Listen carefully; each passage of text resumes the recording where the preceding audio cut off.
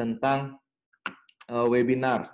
Update-nya apa aja sih? Nah, kebetulan juga kita hadir dengan narasumber yang cukup menarik ya, Dr. Angga Krisna, spesialis neurologi yang akan membawakan apa sih tentang endovaskular terapi. Karena guideline yang terbaru banyak mengedepankan tentang endovaskular terapi. Saya mau sapa dulu semua nih teman-teman yang sudah bergabung. Kemarin kita invite atau undang beberapa teman-teman yang sudah pernah bergabung di kelas First Medic ya, tapi saya yakin teman-teman banyak yang baru. Dr. Hani, halo apa kabar? Mas Muhammad Arif Raharja yang selalu join di acara kita ya. Thank you Mas. Dr. Eka Yani, oke. Thank you semua yang sudah hadir. Sebenarnya yang sudah registran itu 172 registran, cuma hari ini hadir baru 27, tapi nggak apa-apa. Saya nanti akan saya record dan saya share di link YouTube, mungkin saya akan bagikan link YouTube. Oke ya. Kita akan langsung pukul 7. Halo, Dr. Hani, apa kabar?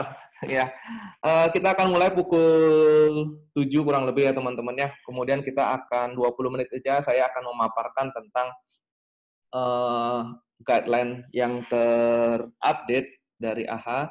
Kemudian selanjutnya 20 menit akan dilanjutkan oleh Dr. Angga Krisna SPN tentang apa sih tentang endovaskular terapi. Saya juga belum melihat materinya Dr. Angga, bakal menarik banget nih teman-teman. Kalau dulu selalu kita bilang ya, selalu ya 10 tahun yang lalu saya masih baru awal jadi dokter itu, begitu datang stroke, waktu itu nggak ada CT scan, ya masuk aspirin nggak berani juga, masuk vitamin B gitu, kemudian rawat, entah pendarahan, entah bukan, juga nggak tahu. Kemudian banyak update, banyak hal-hal terbaru yang selalu diupdate, kemudian bekerja di Siloam dan banyak banget termasuk tentang endovaskular. Banyak kita lakukan fibrinolitik, ternyata sudah banyak jauh berubah. Oke, saya mulai aja teman-teman ya. Saya mulai tentang 2020 AHA, ASA, Stroke Guideline Update, di mana mungkin banyak yang tahu kenapa Stroke Guideline, kenapa dari AHA gitu. Nah, sebenarnya Stroke Guideline AHA bersama dengan ASA, American Heart Association, dan juga American Stroke Association, itu bersama-sama membangun guideline, di mana yang didapatkan atau dicantumkan di dalam ACLS, di ACLS Provider Course atau training-training tentang ACLS. Izin saya memperkenalkan diri, nama saya Dr. Taufan Rifa Halim, basic saya seorang dokter umum. Saya tamat 10 tahun yang lalu, saya terakhir di Rumah Sakit Siloam Bali tahun 2018. Saya saat ini aktif di manajemen dan juga masih senang mengajar American Heart Association Certified Instructor untuk BLS, ACLS, dan PALS. Dan juga sudah mengupdate untuk yang 2020. Ini fotonya nggak apa-apa ya, ini foto 15 kg yang lalu, masih senang saya pakai gitu. Dan terakhir saat ini saya membangun bisnis saya sendiri, saya membangun klinik saya dengan nama Confident Bali, kemudian lembaga training saya sendiri First Medic, dan juga ada beberapa lembaga atau perusahaan untuk IT atau consulting management untuk healthcare. Dan juga saya sedang membantu rumah sakit Mata Ramata di Denpasar, Bali untuk memimpin di sana, memanage di sana. Oke ya. Oke, kita lanjut sekilas tentang saya. Oke, ini sebenarnya teman-teman, di mana ini adalah guideline yang 2015, which is sudah update ke 2020, yang launching baru saja di 21 Oktober kemarin, mungkin 1 minggu yang lalu. Ini adalah guideline gambaran kasarnya, mungkin ada sedikit perubahan, dan kita akan lihat apa sih update-nya. Mungkin teman-teman sudah pernah lihat guideline yang 2015, dan ini adalah update yang 2020. Oke ya. Nanti di akhir Dr. Angga akan menjelaskan tentang endovaskular terapi. Oke ya. Teman-teman, sebelum kita mulai, kita selalu bicara tentang rantai keselamatan seorang dengan stroke ataupun cardiac arrest ya. Ini namanya rantai keselamatan, di mana kita tidak bisa bekerja sendiri. Selalu ada rantai keselamatan di mana dari awal orang sampai terakhir di rumah sakit, seluruh rantai harus terjaga, di mana kalau hanya satu aja yang terlepas, itu maka orangnya tidak akan survive. Jadi ini adalah rantai keselamatan untuk stroke, yang which is artinya kita pegang peranan masing-masing nih dalam menjaga rantai ini. Dikenal ada 4 rantai, yaitu orang pre-hospital care, atau orang yang berada di sebelahnya, kemudian EMS part atau ambulans, pre-hospital care, kemudian advanced life, mungkin kita bilang UGD ya, advanced life support, terakhir adalah hospitalnya atau tindakan advance selanjutnya. Keempat ini harus saling saling menjaga rantainya masing-masing sehingga orang yang dengan stroke bisa optimal, bisa surviving-nya lebih baik ya. Kalau kita datang pasien dengan grade 5 grade-nya 1 gitu, pulang jalan kaki, itu kebahagiaan yang luar biasa bagi kita semua, ya. Oke, kita lanjut. Kita lanjut yang pertama dari atas. Kita akan mulai dengan yang namanya dari lay rescuer part atau bystander part, di mana rantai keselamatan dimulai dari rantai yang paling atas bahwa orang yang berada di sebelahnya mengenali bahwa ini adalah stroke. Dan untuk orang awam dikenal dengan istilah FAST, facial drop, arm weakness, slurred speech, dan T itu adalah time to call an ambulance. Jadi kalau teman-teman melakukan campaign tentang kewaspadaan stroke, orang yang berada di sebelahnya mengetahui bahwa ini adalah stroke ya. Jadi fast, facial drop, arm weakness, slurred speech atau speech difficulty, kemudian T adalah time to call an ambulance. Itu adalah rantai keselamatan yang pertama, di mana orang yang berada di sebelahnya mengenali dan juga memanggil bantuan, memanggil ambulans. Baru rantai keselamatan berlanjut ke EMS part atau ambulance part, yaitu pre-hospital part, di mana dimulai dari orang yang berada di EMS atau di ambulans. Apa sih yang mereka hadir lakukan atau teman-teman sedang berada di ambulans menjemput gitu ya? Apa sih yang diharapkan untuk EMS atau pre-hospital part ini?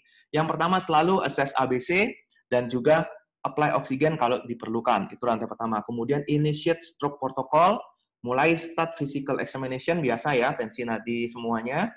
Kemudian dilakukan namanya pre-hospital stroke screening atau beberapa yang disarankan adalah Cincinnati Pre-Hospital Stroke Assessment, di mana menilai bahwa ini arahnya ke stroke apa bukan, gitu ya.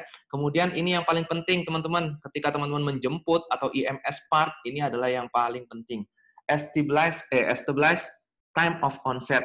Kapan sebenarnya dimulainya? Itu dimulai dari orang ambulan, EMS, begitu menjemput, langsung tanya kapan ini onsetnya, karena itu akan sangat mempengaruhi terhadap yang namanya outcome, yang namanya rencana terapi. Kemudian ini tugas yang kedua, yang paling penting juga, yaitu triage ke most appropriate stroke center. Jadi guideline ini dibuat di mana di sana ada beberapa klasifikasi rumah sakit yang mendefinisikan ya, seperti stroke center, stroke ready hospital, jadi rumah sakit yang ready terhadap stroke, ataupun endovascular ready hospital. Jadi itu adalah pembagiannya di sana.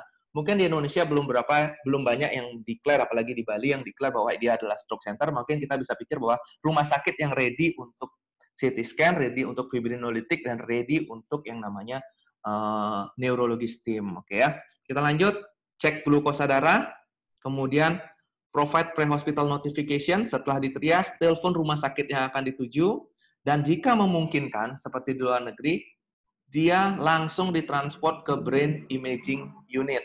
Jadi di sana disarankan sudah ada kerjasama atau di rumah sakitnya dengan EMS protokolnya, E911-nya ya. Begitu ada pasien stroke, bahwa mereka sudah punya code stroke sendiri, langsung ambulansnya langsung CT scan ke radiologi, baru masuk UGD. Nah, itu akan memotong waktu untuk penanganan. Jadi ini yang diharapkan dari EMS atau ambulans part, di mana support ABC, initiate stroke protocol dinilai dengan pre-hospital stroke assessment, kemudian cari time of onset-nya, kemudian triage ke rumah sakit yang tepat, yang ready, kemudian cek BS dan kasih tahu rumah sakitnya bahwa ini menerima suspected stroke. Dan kalau memungkinkan dan sudah bekerja sama atau sudah pernah di drill, langsung direct ke brain imaging atau ke CT scan sebelum masuk UGD. Itu akan memotong waktu. Ini adalah guideline dari EMS part-nya. Oke, begitu sampai UGD atau UGD part, Emergency Department part atau UGD-nya. Apa sih yang bisa dilakukan? Aktivasi stroke team. Ya, begitu langsung aktifkan emergency stroke team. Beberapa membentuknya aktifkan code stroke kalau perlu, ya. Aktifkan code stroke atau aktifkan code stroke team. Kemudian persiapkan untuk emergency CT scan atau MRI. habis itu ketemu stroke team, ketemu dengan IMS ketika datang. Jadi stroke team sudah didesain di UGD, begitu ada pasien rencana rujukan stroke, langsung stroke team siap, stroke team langsung menilai di arrival dan direncanakan segera untuk dilakukan CT scan. Sama, diulang assess ABC, pasang IV, pasang cek BS, review lagi historinya, diulangi lagi kapan sih time of onset-nya, atau kalau onsetnya tidak jelas, kapan sih dia ketahuan normal. Itu ada pekerjaan di UGD dan juga stroke team. Kapan sih onset sebenarnya mulai ada gejala, atau kapan last known normal. Misalnya dia baru bangun tidur, apakah sempat bangun kemudian jalan ke toilet, baru mulai lemes paruh tubuh, atau gimana. Jadi di-review lagi time of onset-nya karena sangat mempengaruhi. Di UGD, stroke team melakukan yang namanya neurologic examination yang lebih detail, karena itu akan mempengaruhi yang namanya rencana terapi. Yang banyak dipakai adalah NIHSS, National Institute Hospital of Stroke Skill, atau NIHSS. Di situ tim UGD langsung melakukan, ataupun stroke team menilai yang namanya NIHSS, karena itu mempengaruhi outcome dari pasien. Dan ini best practice-nya adalah bypass UGD, direct menuju CT scan. Jadi ya, teman-teman yang kerja di UGD, ini framework yang diharapkan.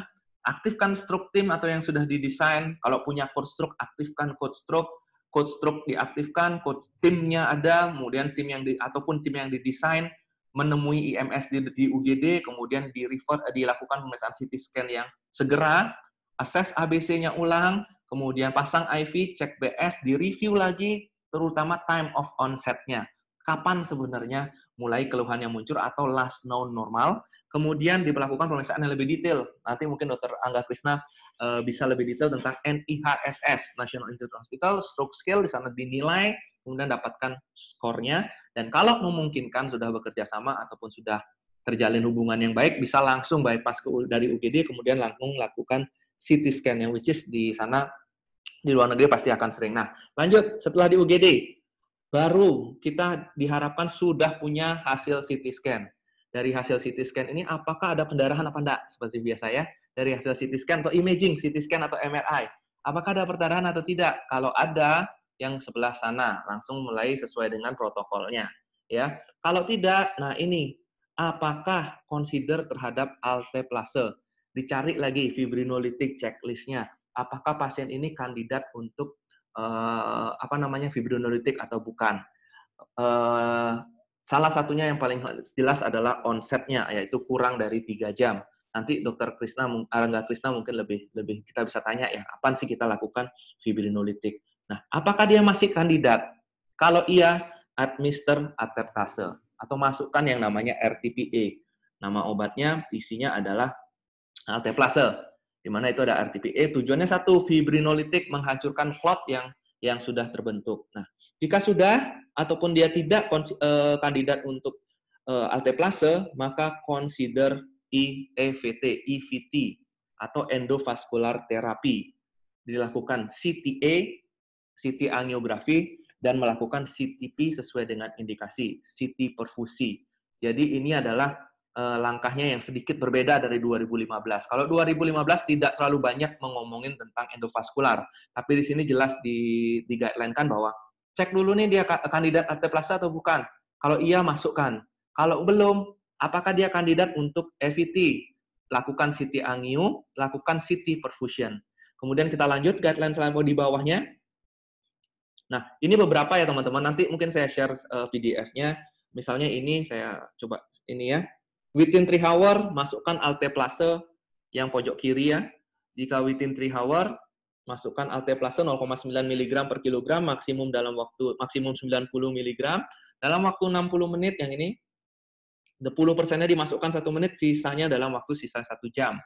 Nah, nanti ada beberapa protokol yang terkait sama usianya, sama keparahan stroke-nya, kemudian mild tapi disabling stroke, itu semua dirinci sesuai dengan guideline-nya kapan memasukkan alteplase, which is saya tidak akan bicarakan terlalu banyak. Intinya adalah di sini indikasi utama, dan kemudian terkait sama usia, terkait sama keparahan gitu ya.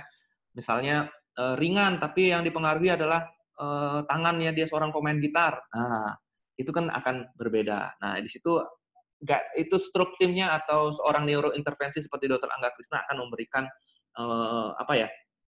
masukan ataupun judgement klinis yang lebih baik. Oke, next. Apakah dia kandidat untuk EVT atau bukan? Selanjutnya ya, apakah dia kandidat EVT atau bukan? Jika iya, di rapid transport ke cath lab ataupun transfer ke EVT Capable Center, which is di Bali yang kita diam bersama ini kita punya 3 orang neurointervention dan ada beberapa tempat center yang mampu melakukan intervensi ya EVT. Jadi akan sangat bright untuk future penanganan stroke di Bali. Kemudian masukkan ke ICU juga sudah. Itu adalah gambaran dari perubahan guideline stroke 2020 dari American Heart Association ataupun American Stroke Association. Nah, kapan sih kandidat untuk EVT ya?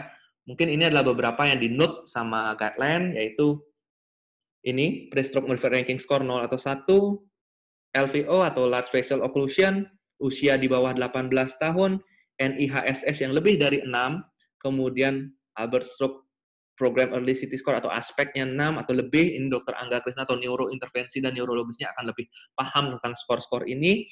Kemudian treatment can be initiated atau puncture-nya di cath lab bisa dalam waktu kurang dari 6 jam setelah onset. Jadi ini kalau ternyata dia alteplase atau fibrinolitik kan jelas onsetnya kurang dari 3 jam, which is mungkin agak susah dapat kandidat seperti itu. Dan kalau dengan EVT, di guideline ini di-consider kurang dari 24 jam.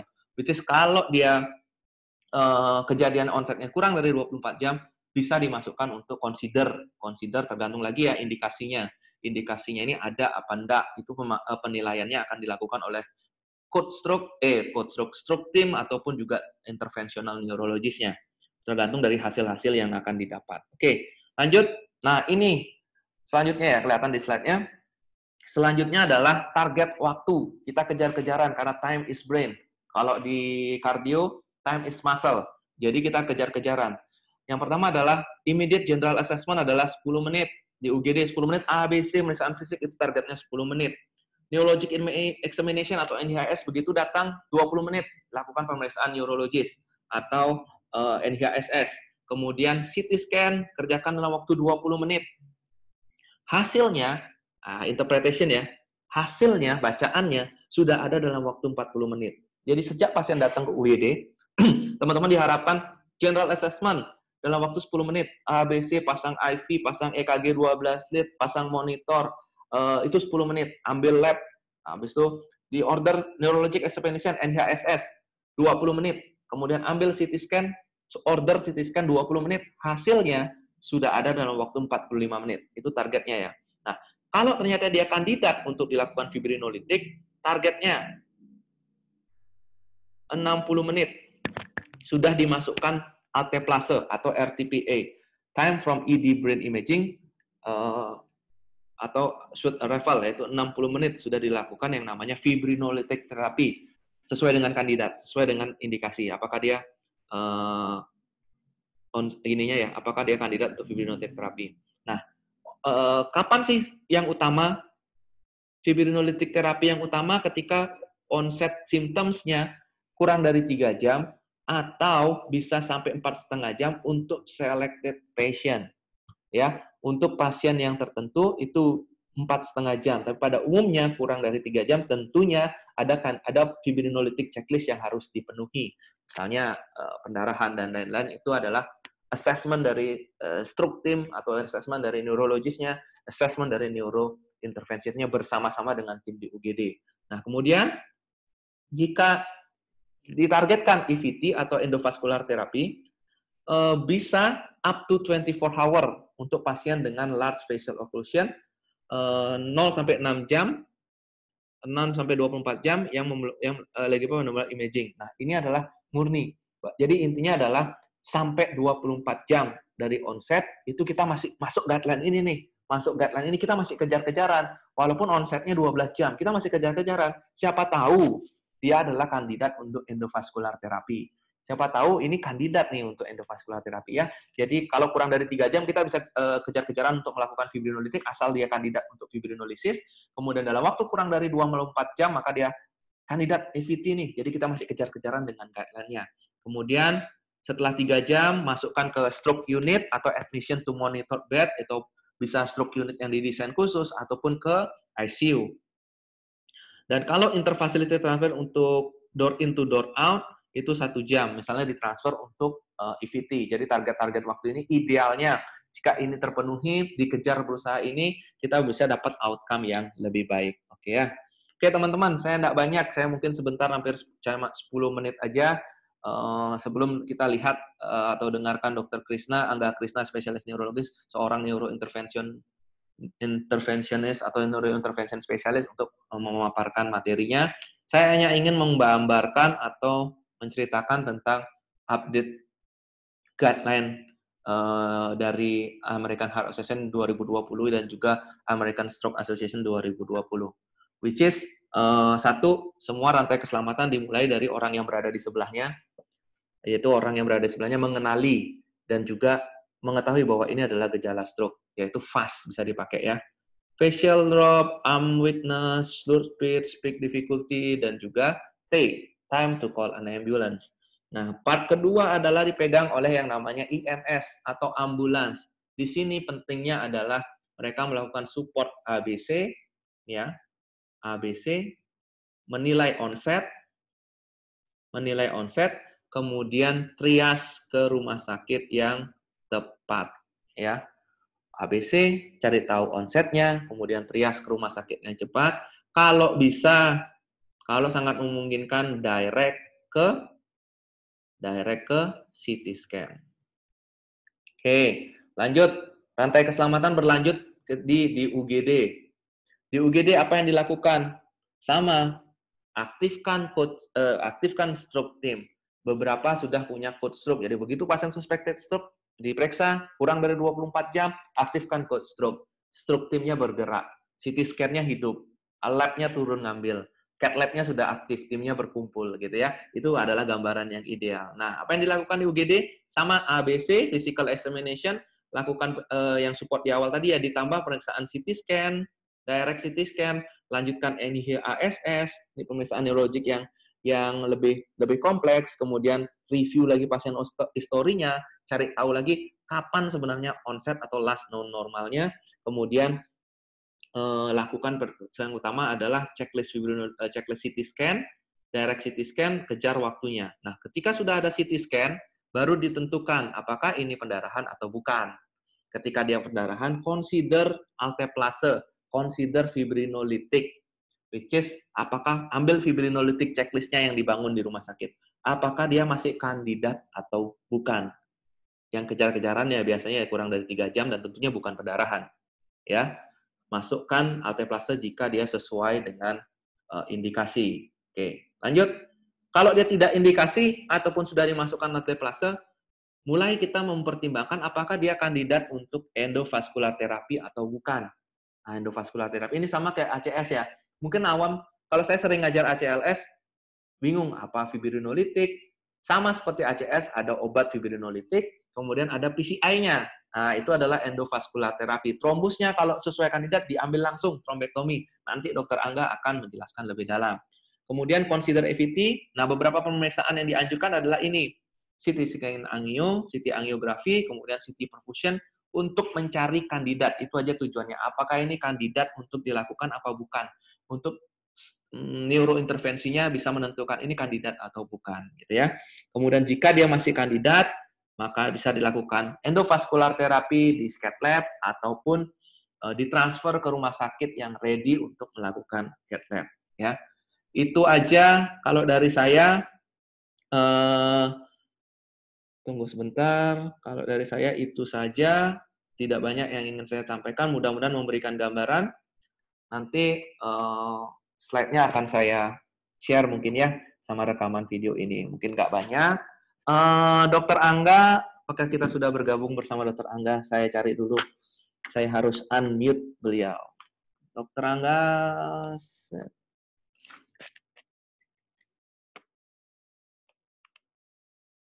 Halo, selamat malam dokter. Halo dok. Halo, dokter Angga. Halo dok. Dokter Angga. Teman-teman kalau ada pertanyaan nanti silakan di ini ya, di apa namanya? Dokter Angga, halo.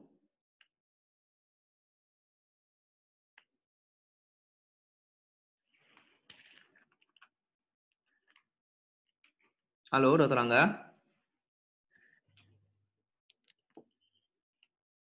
Yes. Saya unmute dulu, dok.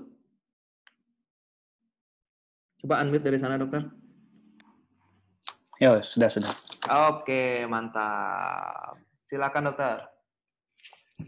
Baik. Dok, tadi saya hanya sedikit menjelaskan tentang apa namanya guideline ya dok ya, guideline yang sebelumnya 2015 kemudian berlanjut di 2020 yang ternyata banyak ngomongin nih tentang endovaskular terapi.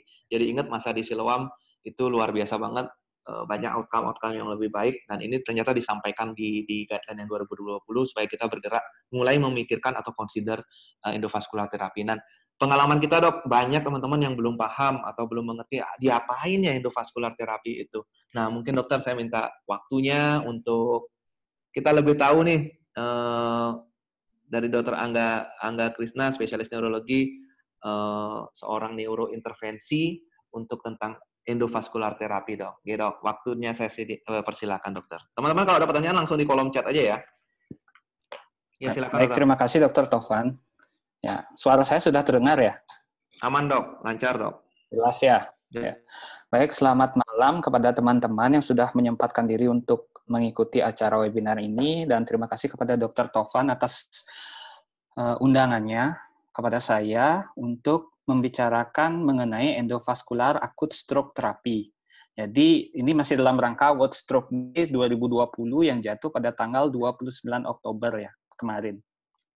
Jadi untuk perkenalan nama saya adalah Dr. Nyoman Angga Krisna Pramana, spesialis neurologi.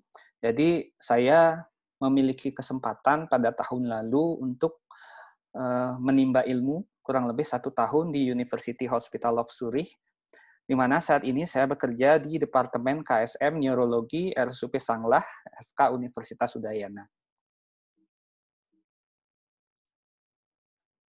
Ya, kita lanjut. Ya, teman-teman pasti sudah tahu bahwa jenis stroke itu ada 2. Yang pertama adalah stroke iskemik yang kurang lebih 80-85% angka kasusnya, dan stroke perdarahan yang kurang lebih angka kejadiannya adalah 15-20% dari total semua stroke. Nah, karena ini menyangkut AHA-ASA guideline yang sudah diupdate, jadi pada kesempatan kali ini saya hanya akan membahas mengenai stroke iskemik akut. Nah, etiologi dari stroke iskemik akut ini, seperti yang teman-teman ketahui, ada 3. Yang pertama adalah stroke akibat trombus, itu kurang lebih 15-20% dari total stroke iskemik. Kemudian juga ada stroke emboli, di mana stroke emboli ini bisa dibagi menjadi 2, yaitu stroke tromboemboli dan stroke kardioemboli.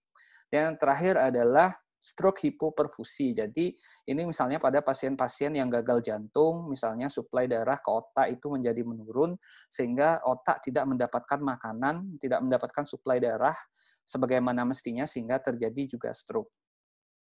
Nah, selain itu, jadi ada beberapa istilah yang saya ingin teman-teman ketahui.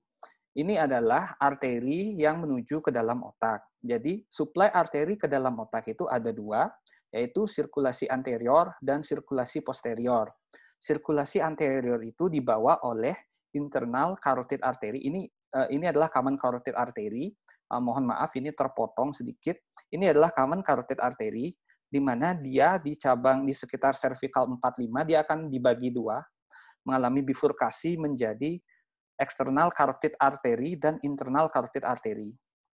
Ini adalah internal carotid artery. Kemudian, internal carotid artery akan terbagi menjadi anterior cerebral artery dan middle cerebral artery. Nah, itu adalah sirkulasi anterior.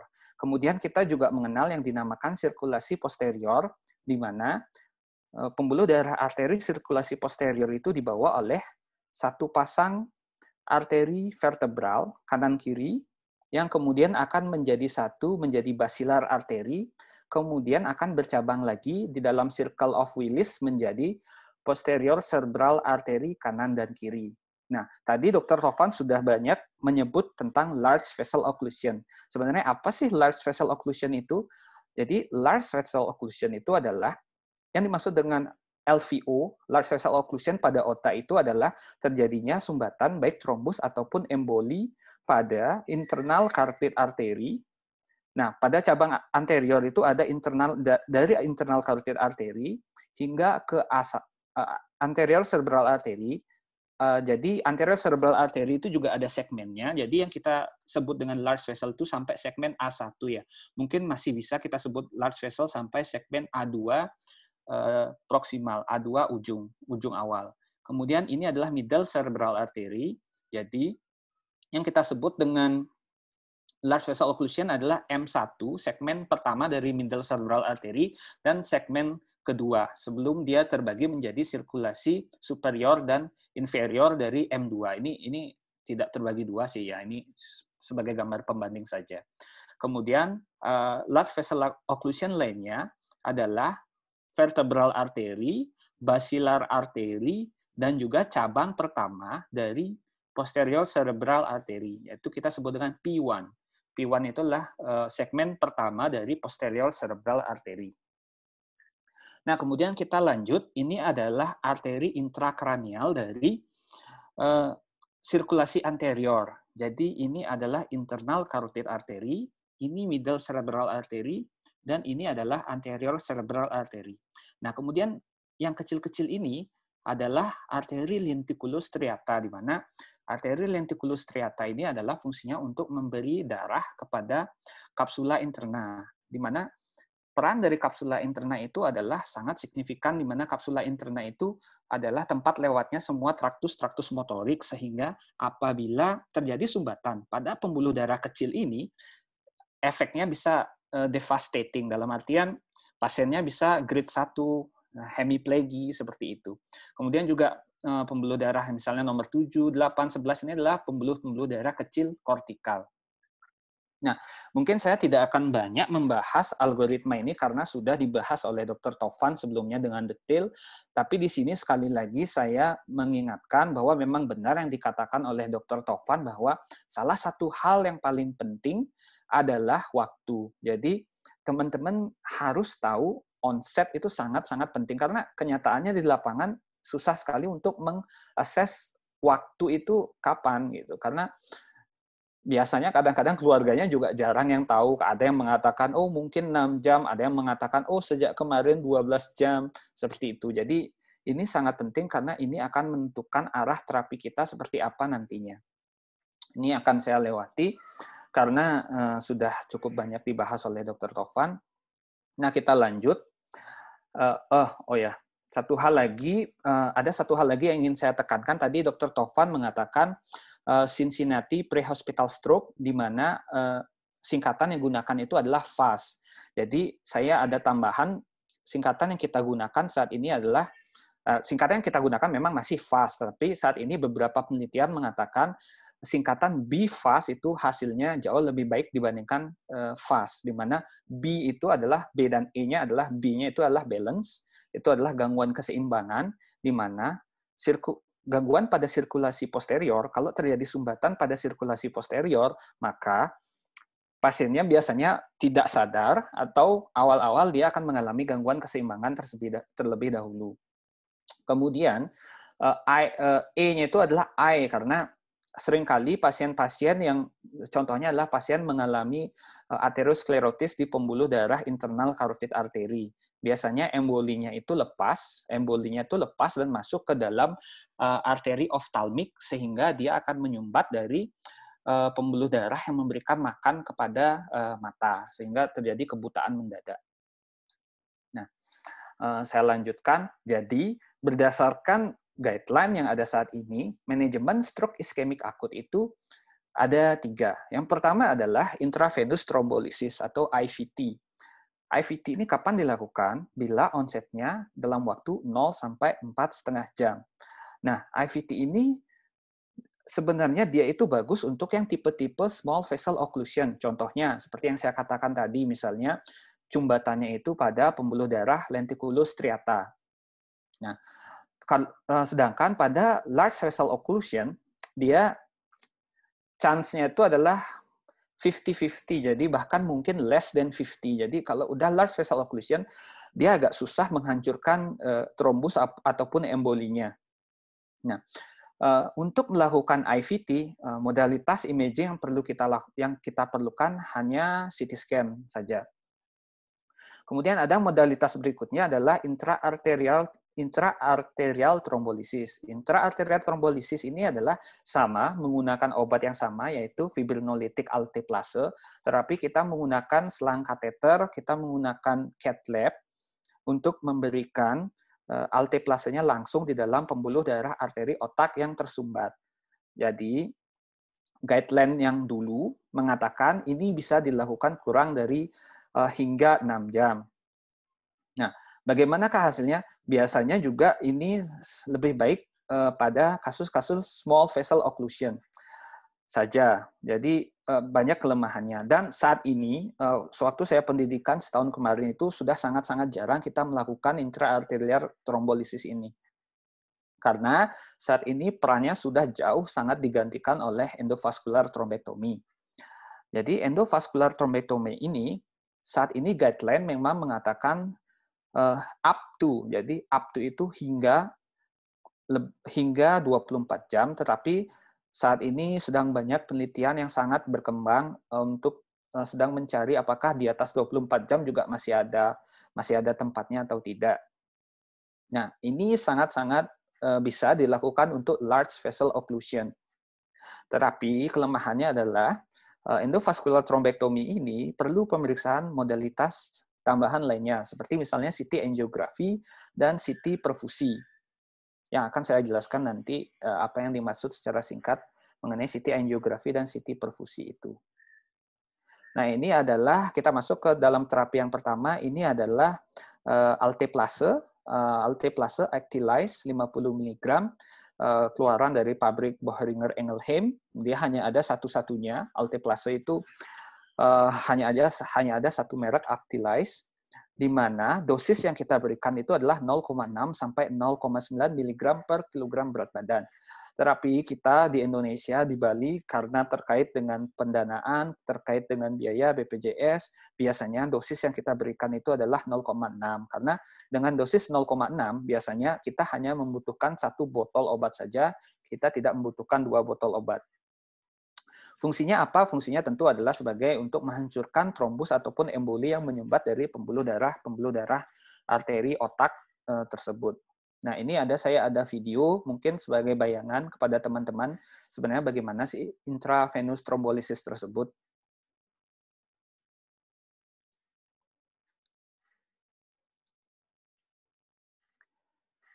Nah, kebetulan ini copyright-nya AHA juga, berarti boleh digunakan untuk acara ini. Jadi kita bayangkan ini adalah suatu aterosklerotik, suatu proses aterosklerotik di pembuluh darah otak. Kemudian ada suatu emboli yang lepas. Emboli yang lepas ini akan menyumbat di daerah terutama yang mengalami aterosklerotik.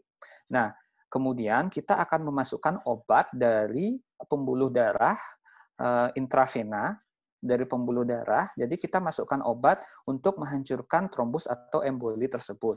Jadi tekniknya itu kita masukkan 10% dosis bolus dulu, kita dorong bolus, dan 90% itu kita infus drip dalam waktu 60 menit. Pada beberapa kasus seringkali dalam waktu 1 bolus itu aja kadang-kadang pasien sudah mengalami perbaikan. Nah, kalau kita di Rumah Sakit Sangla sendiri sejak setahun terakhir ini sudah cukup sering, sudah beberapa kali kita sedang menggiatkan untuk melakukan tindakan ini kembali. Kita sudah sering melakukan tindakan ini selama setahun terakhir. Tentunya dengan keluaran yang cukup bagus. Nah, sebelum kita lanjut ke dalam endovascular thrombectomy, kita perlu mengetahui apa sih yang dimaksud dengan CT angiography. Jadi, kalau teman-teman tahu, CT scan itu adalah untuk melihat parenkim otak. Jadi, CT scan gambarnya seperti ini kan. CT scan itu untuk melihat parenkim otak dan terutama melihat tulang. Yang bagus untuk melihat parenkim otak itu adalah MRI. Nah, sedangkan CT angiography atau MR angiography, dia itu adalah untuk melihat pembuluh darah dari otak tersebut.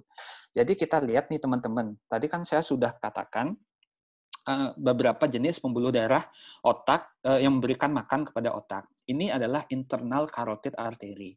Ini adalah middle cerebral artery. Ini adalah anterior cerebral artery.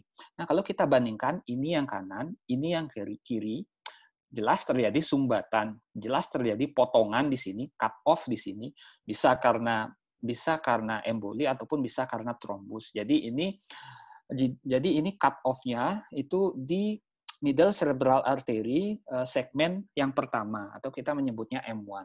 Nah, biasanya kalau pasiennya dengan kondisi seperti ini, biasanya pasiennya klinisnya akan sangat jelek. Pasiennya biasanya akan hemiplegi ataupun pasiennya akan mengalami afasia global karena otak kiri itu kan pusat berbahasa. Nah, berlanjut dari CT angiography, ini adalah gambar dari CT perfusi.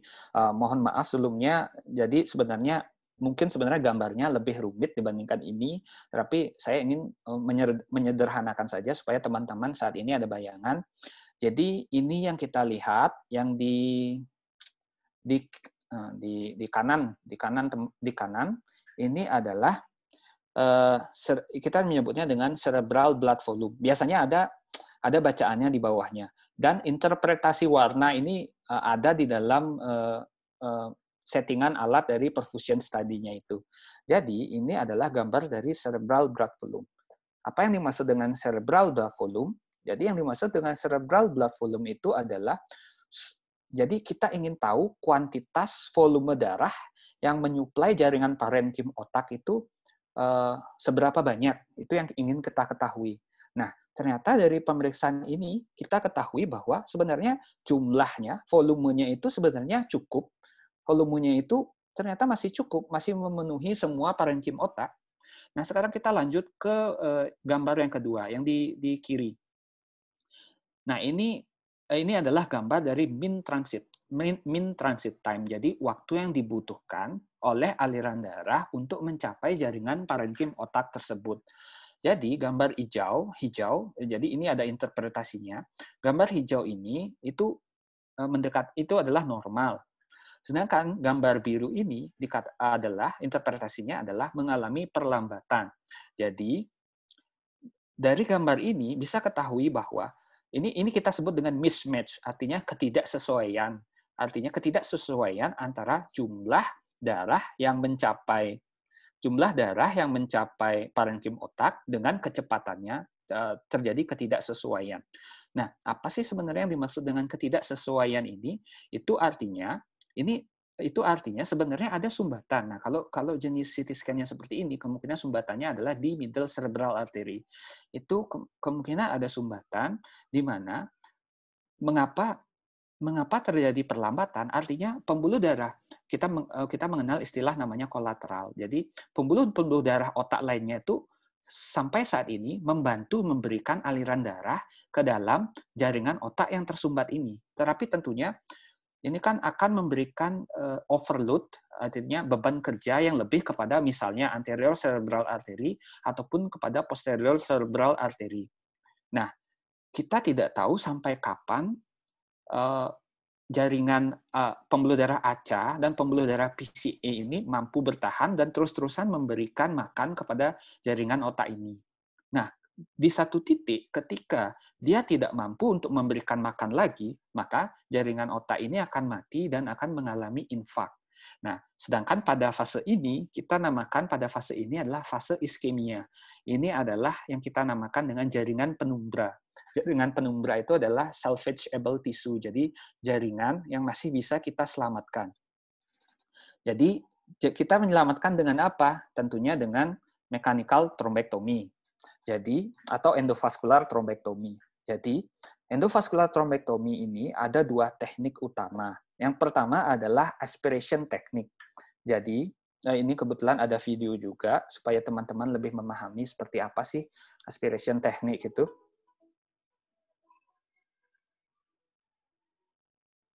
Nah, di sini terlihat ilustrasinya adalah terjadi sumbatan pada middle cerebral artery bagian kiri. Jika ini dibiarkan, pasien kemungkinan akan mengalami hemiplegi dan juga akan mengalami afasia global. Jadi kita menggunakan alat yang kita masukkan melalui arteri femoral atau bisa juga melalui arteri radial. Kita memasukkan kateter dan wire hingga pembuluh darah intrakranial. Ya, dengan wire kita melewati sumbatan tersebut. Tetapi kateter cukup kita taruh di depan dari sumbatan tersebut. Kemudian kita memasukkan aspiration kateter. Kemudian kateter ini kita sambungkan dengan mesin di luar. Jadi mesinnya itu seperti mesin penyedot debu. Seperti itu. Jadi dengan suction dia akan menyedot dari trombus ataupun embolinya tersebut. Ya, setelah selesai, kita tarik kembali kateter dan wire-nya. Nah, kemudian berlanjut ke teknik yang kedua, yaitu dengan menggunakan stent retriever teknik. Nah, ini juga ada videonya. Mungkin saya percepat.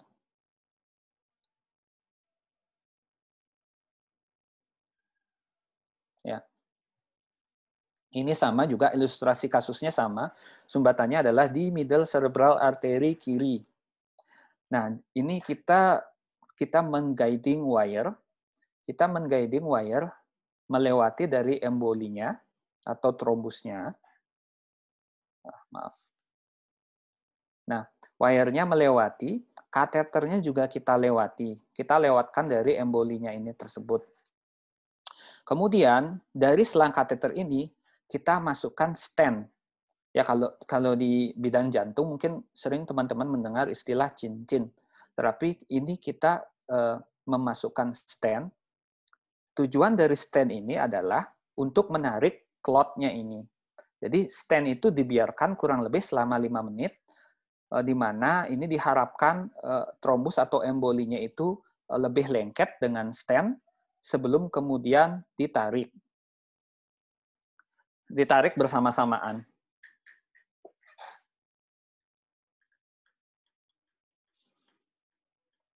Nah, ini jadi kita mengembangkan balun di proksimal dari internal carotid artery supaya aliran darah tidak ada yang mengalir ke sana, memudahkan kita untuk menarik clot tersebut.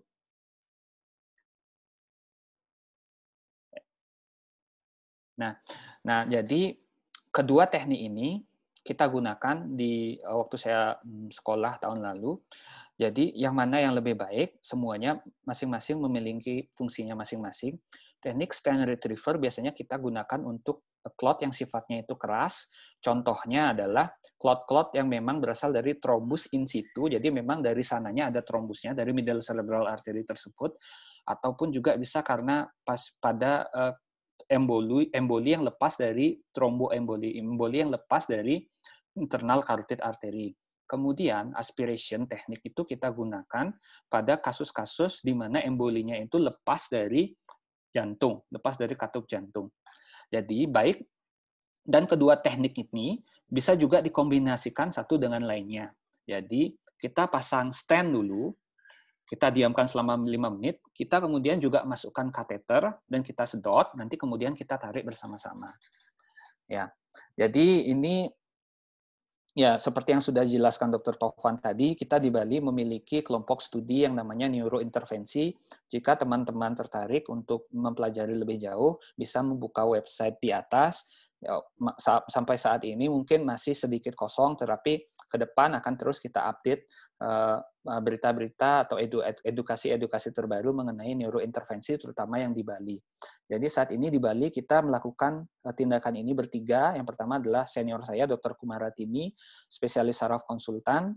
Kemudian ada Dr. Dedi Andaka, spesialis neurologi, dan saya sendiri. Ya, mungkin sekian yang bisa saya sampaikan, teman-teman. Terima kasih. Oke, wow, luar biasa. Dr. Angga, thank you. Sangat jelas ya teman-teman, apa yang dilakukan dari endovaskular. Dijelaskan tadi ada dari segi fibrinolitik, intraarterial, fibrinolitik, kemudian terutama endovaskular trombektomi atau dengan dua teknik itu. Oke teman-teman, ada yang mau bertanya atau enggak, silakan di kolom chat ya teman-teman.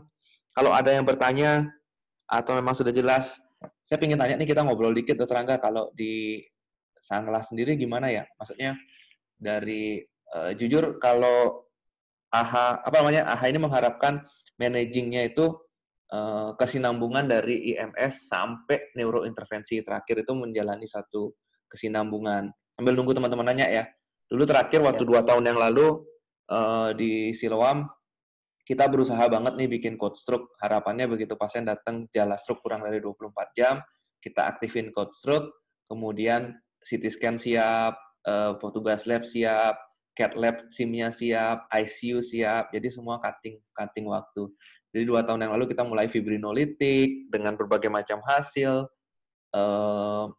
sampai trombektomi bersama Dr. Dedi Andaka, itu mudah-mudahan berlanjut sampai sekarang. Tapi benar-benar dari tim UGD-nya dan dokter neurointervensinya benar-benar harus bekerja sama bikin guideline supaya bisa diterapkan sama teman-teman yang lain pada setiap jaga gitu. Nah, kalau untuk endovaskular sendiri di Rumah Sakit Sanglah sudah berapa sering dok, dan time-nya itu apa dan dari pengalaman dokter deh waktu di Sanglah sendiri untuk endovaskular ini gimana kendalanya dan juga kondisi saat ini dok? Ya kalau di Sanglah, ya saya kan baru pulang ke Sanglah ini kurang lebih 3 bulan. Saya baru masuk ke Sanglah bulan Agustus.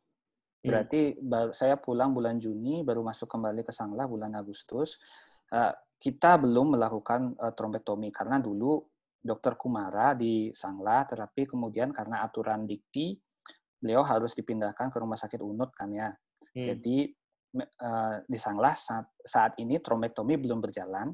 Terapi saat ini yang sedang kita usahakan, ya trombektomi itu belum berjalan dengan segala kendalanya. Kendalanya itu kan pasti banyak ya. Seperti yang Dr. Tovan bilang tadi, edukasinya ke masyarakat, edukasi ke petugas kesehatannya, ke dokter, ke residen, ke dokter spesialis neurologinya, ke dokter radiologinya.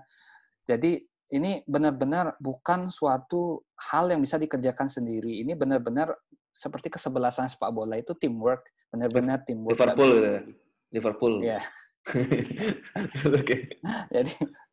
Jadi ya kita bertahap sih. Jadi saat ini kita sedang menggencarkan tindakan intravenous trombolisis. Di Sanglah kita sedang mengencarkan itu 2 tahun terakhir.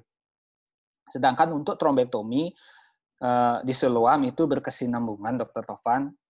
Kemudian di RS Balimed juga berkesinambungan. Ya terlepas dari mungkin alat-alatnya mungkin tidak maksimal ya, maksudnya ya terlepas kendala-kendala seperti fasilitas kesehatan juga pasti ada kendala juga karena di lapangan kenyataannya tidak seindah di guideline. Iya. Iya. Apalagi time-nya itu ya kalau benar-benar bisa sesuai timeline itu indah banget gitu. Kita nyari CT scan 30 menit, 45 menit aja ya sudah. Karena kalau di luar negeri itu kan CT scan, CAT lab itu kan semuanya dedicated ya. Dedicated itu dalam artian semuanya memang misalnya untuk neurologi aja gitu. Kita kan nggak digabung deh gitu. Waktu di Swiss nggak gabungan sama cardio gitu, sendirian memang senternya. Ya, dedicated. Jadi satu lantai, satu CT scan, 4 MRI, semua memang untuk neuro. Ya. Mengerikan. Dan dia bilangnya sebagai stroke center ya, atau ya benar-benar stroke center lah ya istilahnya ya. Ya, jadi sebenarnya di luar negeri itu, di Eropa ya terutama, istilahnya itu adalah stroke unit dan stroke center. Jadi bedanya stroke unit dengan stroke center itu adalah stroke unit itu tidak mempunyai kapabilitas untuk melakukan endovaskular trombektomi, tetapi mempunyai kapabilitas untuk melakukan intravena trombolisis. Dia bilangnya stroke unit. Ya, dan stroke center itu juga harus memiliki dokter bedah saraf yang melakukan misalnya kayak hemikraniektomi dekompresi. Kalau misalnya telat trombektominya kan otaknya edem tuh, kita perlu melakukan hemikraniektomi dekompresi. Ya kita konsul dokter bedah saraf untuk hemikraniektomi dekompresi. Atau mungkin bypass surgery karena di sana bisa melakukan bypass surgery, jadi pembuluh darah eksternal karotid arteri disambung dengan pembuluh darah internal karotid arteri, seperti itu. Ya, luar biasa kali. Sebenarnya sih saya punya mimpi gitu, sesuai dengan mimpinya Asa juga. Saya tetap ngajar setiap bulan di ACLS, saya selalu depankan stroke. Punya mimpi, apalagi di Bali sudah ada orangnya sekarang dok, punya fasilitasnya. Minimal kita lebih gencar melakukan fibrinolitik ya untuk yang kurang dari 3 jam dan sesuai indikasi. Mengejar CT scan dari fibrinolitik aja, dari pengalaman pribadi sih yang sedikit ini outcome-nya juga lumayan gitu kan. Berbeda daripada kita hanya sekedar mendiamkan gitu. Ternyata kalau dia juga kandidat trombektomi juga kita punya facility di Bali dan bisa dilakukan. Kenapa enggak? Siapa tahu orangnya juga berharap itu, apalagi kita di daerah pariwisata. Jangan-jangan nanti artis pemain gitar siapa gitu yang masih aktif main gitar dan nyanyi kena stroke gitu. Dan kita tidak paham tentang guideline-nya dan kita terlambat untuk melakukan yang lebih advance dan dia punya kecacatan sehingga tidak bisa bekerja, kan itu legal isunya berat sebenarnya. Iya. Ya kemarin kan ada kasus juga di Siloam itu trombektomi sekitar 2 bulan yang lalu.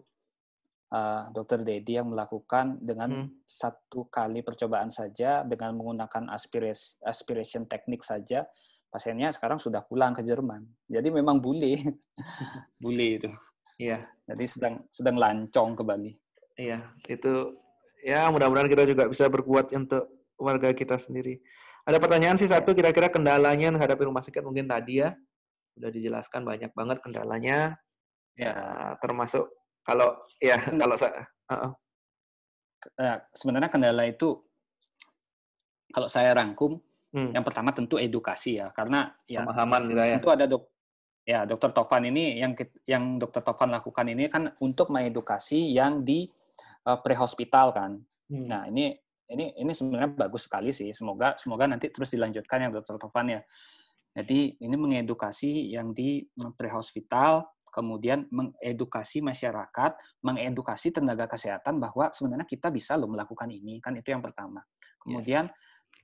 Kemudian, nah, menurut saya yang saat ini paling penting itu adalah melakukan sertifikasi, salah satu yang penting ya, melakukan sertifikasi stroke unit dan stroke center. Karena kenyataannya di Bali ini, saya mengambil contoh di Bali ya. Jadi rumah sakit itu kan berlomba-lomba untuk memberikan layanan. Ya, misalnya pengen beli MRI, pengen bikin cath lab, tapi tidak ada yang benar-benar komprehensif gitu loh. Yang komprehensif itu jarang. Jadi katakanlah Siloam itu punya cath lab, punya MRI dan ada dokternya. Tapi rumah sakit lain itu ada yang ada dokternya, ada cath lab tapi nggak punya MRI. Kemudian CT perfusi juga nggak berani, nggak bisa dikerjakan dengan alat CT scan-nya. Kemudian ada rumah sakit lain MRI-nya bagus, CT scan-nya ada, tetapi cath lab-nya tidak ada, seperti itu. Nah, kalau Sanglah juga terbenturnya tuh gini, misalnya kayak kita melakukan CT angio gitu di malam hari, nggak ready, melakukan CT angio di malam hari itu tidak ready petugas kesehatannya. Kemudian juga tentu masalah insurance ya, masalah utama sih, masalah biaya. Ya, ini biayanya kan besar jadi banget. belum tercover oleh BPJS. Kemudian ada beberapa asuransi kesehatan yang menanggung. Nah, ini cerita dari Dokter Dedi dan Dokter Kumara juga nih. Asuransi swasta itu ada yang menanggung, tetapi proses untuk ACC oleh asuransi swasta itu ternyata butuh waktu gitu. Mungkin butuh waktu 3 jam, 4 jam, 5 jam, bahkan jadinya waktunya itu udah lewat duluan gitu. Kayaknya kita emang harus sounding terus, Dok. Artinya kalau bekerja sama rasanya bisa. Artinya area sini di sini, area sini di sini. Minimal sounding lagi terus mengadakan obatnya aja waktu awal-awal kita nggak ada yang punya, nggak berani, Ya, nggak berani itu. menyediakan. Ya, problem awalnya juga seperti itu. Tidak semua rumah sakit ada obat alteplase. Bahkan obat alteplase aja tidak ada di semua rumah sakit. Jadi bayangkan nih, misalnya ada pasien datang ke satu rumah sakit yang ada, sebenarnya dia tuh datang dalam waktu yang kurang dari 4,5 jam. Tapi ternyata obat alteplase-nya nggak ada. Harus beli lagi dari rumah sakit lain. Nah, itu kan butuh waktu lagi ya. Nggak bisa cepat gitu. Itu kenyataan-kenyataan di lapangan sih. Iya. Sebenarnya bisa sih. Artinya kita kerjasama gitu. Siapa yang nyetok, makanya bertiga rumah sakit yang saling deketan gitu sebenarnya.